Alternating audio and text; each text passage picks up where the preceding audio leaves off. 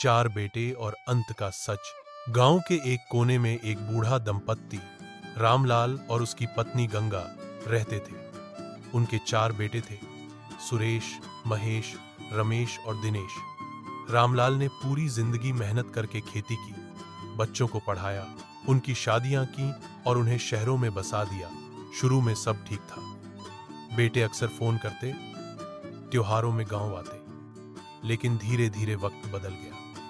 Mobile बदलते रहे, पर बातों की गर्मी ठंडी हो गई। फोन आने कम हो गए। कभी कभी त्योहारों पर बहाने बनकर आने से भी कतराने लगे। गंगा मां हर दिन दरवाजे की तरफ देखती कि शायद आज कोई बेटा आ जाए। रामलाल चुपचाप खेतों की ओर देखने लगते। एक दिन गंगा बीमार पड़ी। बेटों को खबर दी गई, लेकिन कोई भी समय पर नहीं आया। डॉक्टर ने कहा, अब कुछ दिन की ही बात है। फिर भी कोई बेटा नहीं पहुंचा। गंगा का अंतिम समय आ गया और वह अपने बेटों की राह देखते हुए चली गई। रामलाल ने अकेले ही पत्नी का अंतिम संस्कार किया। उसी दिन उसके भीतर कुछ टूट गया। अगले दिन उसने चारों बेटों को एक चिट्ठी लिखी, तुम सब व्यस्त हो, यह मैं समझता हूं, पर जब मां की चिता जल रही थी तब तुम्हारी आवाज भी नहीं आई। अब मेरा वक्त करीब है। मैंने जो जमीन, खेत और घर तुम्हारे नाम करने की सोची थी, अब मैंने फैसला बदल लिया है।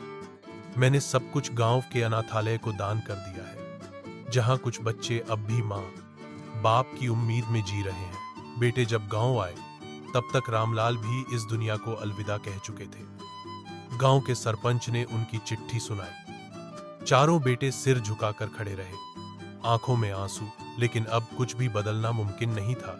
शिक्षा, माँ बाप जीवन भर अपने बच्चों के लिए सब कुछ त्याग करते हैं, लेकिन जब वो बूढ़े हो जाते हैं तो उनका साथ देना, उनके लिए वक्त निकालना, उनका हाल पूछना, ये बच्चों का फर्ज होता है। पैसा, करियर और सुविधा जरूरी हैं, लेकिन माँ बाप से बढ़कर कोई धन नहीं होता। जब वे चले जाते हैं तो सिर्फ पछतावा ही हाथ आता है। अगर आप चाहें तो मैं इस कहानी को किसी विशेष भाषा जैसे ब्रज, अवधी या उर्दू अंदाज में भी ढाल सकता हूं।